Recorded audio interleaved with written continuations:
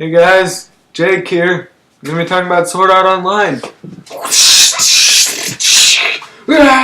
This is my sword. Thanks.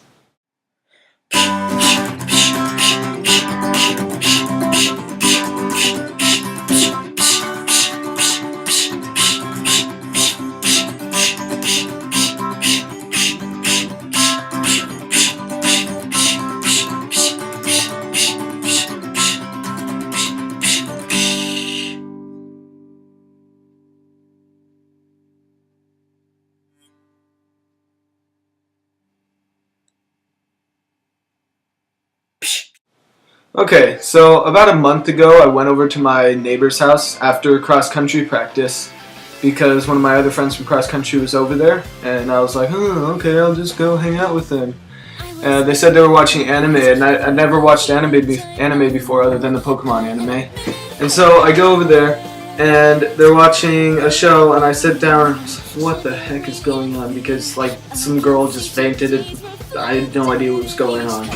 So I sit down, they catch me up a little, and I watched like 3 episodes or something. They told me the show was called Sword Art Online, and I was like, wow, the show's actually really good. Compared to the Pokemon anime sucks. Except for Origins. Origins is going to be really good. And then so I went home, and the next day I think I watched like 4 episodes or something, and it was amazing, like so good. And so last night, I stayed up till like 11 o'clock and watched 6 straight episodes, episode 20 to episode 25, to finish the Sword Art Online anime, and it was amazing. So to catch you up on anybody who hasn't watched it, here is a non-spoiler summary. So, let's get started. So, this guy Kirito wants to play a virtual reality game.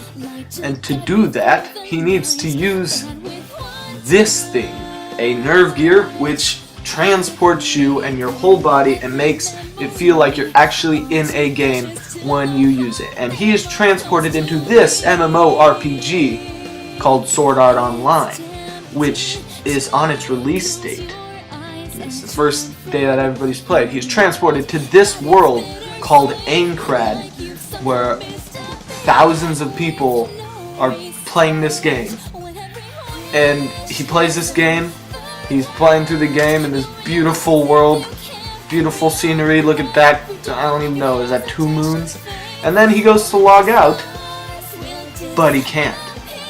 He has no idea what's going on because he could log out before, because he was a beta tester. And then he is transported to this place, which is pretty much the main plaza of the game.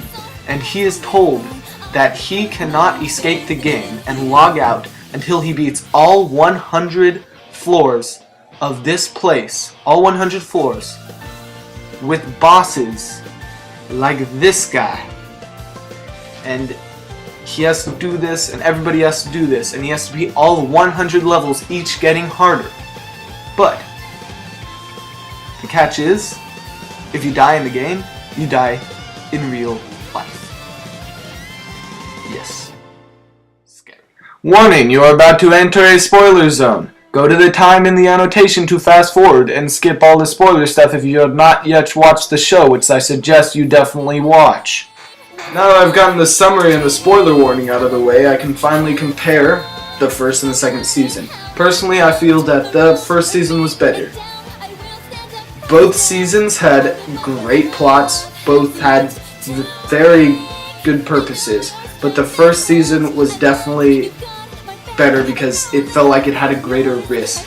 Because if Kirito died in the game, and he was fighting so hard all the time, if he died in the game, he would die in real life. So, like, way more important in the first game to die than to not die. He doesn't want to die. To not die in the first game than it was in the second game. Even though it's like a whole like stat reset and all the other dumb stuff with the death penalty in the second game, I'm fairly certain that the first season was better. Almost solely on that. Also, because Asuna actually got to do stuff. In the second season, she literally just sat there and did nothing. She couldn't ever fight. And there was some gross parts at the end. But in the first season, she got to kill everybody, and it was super freaking awesome.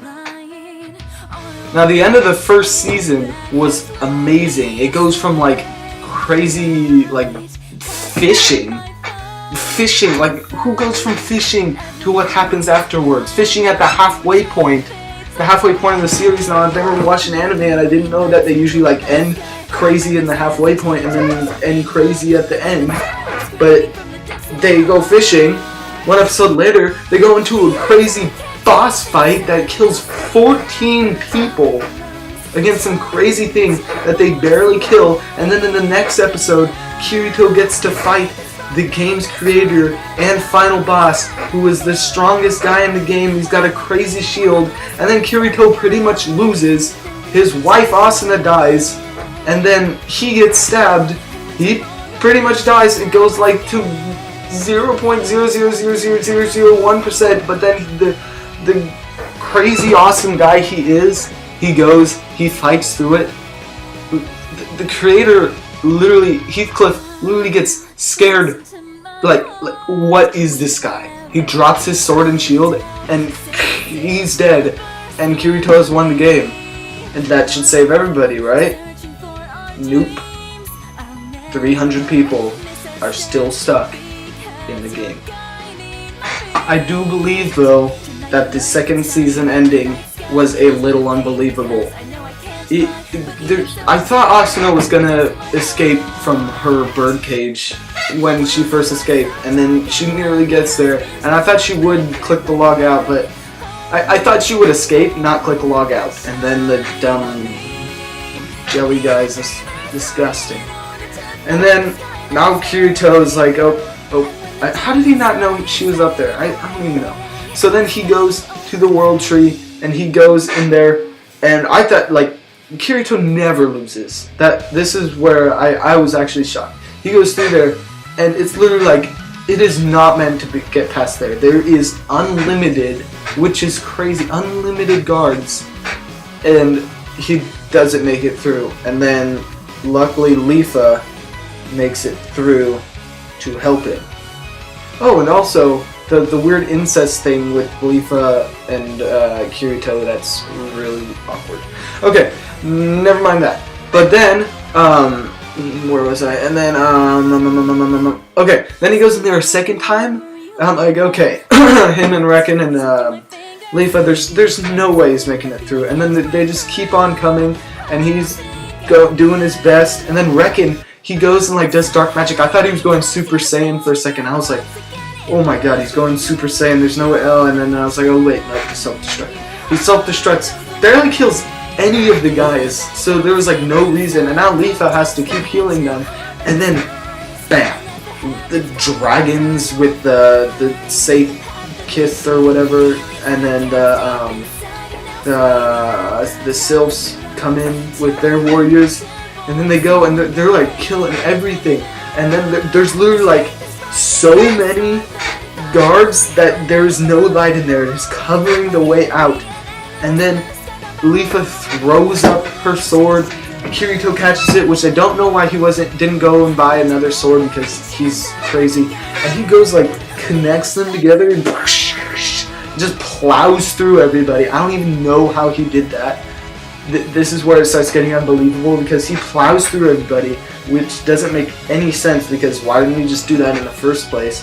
So he gets there and he just sticks up in the thing, and I was like, really? Is this what happens? Like, I thought he'd actually get the wingy things, and he'd be able to fly forever, and he'd beat the game or something. I don't know why I thought that. So then he gets up there, and luckily he got that card thingy, and he gets through there, and he goes and he saves Asuna. And the reason I'm describing it in so much detail because I just watched it last night. And then he goes and he saves them, and then like the next day when they're in real life, and then he almost gets killed by I forget his name, the crazy guy. And then, oh my god, it's overwhelming. And then, like, what could even happen in the next season? speculation for the next. I have no idea what's gonna happen. Like, literally, there's no way they can make it as good as the first season unless they get trapped in another game, which I'm pretty sure that'll never happen again because of the seed, which everything's connected through the seed, and I don't see how they could stop, like, trap everybody in there again. But we'll see, and it's an amazing show. Thanks for watching, guys. And seeing that way. Wait, can I move this? Nope. So thanks for watching my video about Sword Art Online, guys. The music in the background was by Amanda Lee. It's the English version of the theme songs from the first and second season. Also, comment down below, down there, with your favorite character from SAO, if you've already watched it, or if you watch it right now. Go watch it right now. My favorite character is Yui because she's awesome, and especially when she kills everybody. Yeah. So go watch it right now. Please subscribe and go watch Aaron's vlog on Sunday and our vlog on Tuesday and Wednesday. See you next time on Tuesday, guys.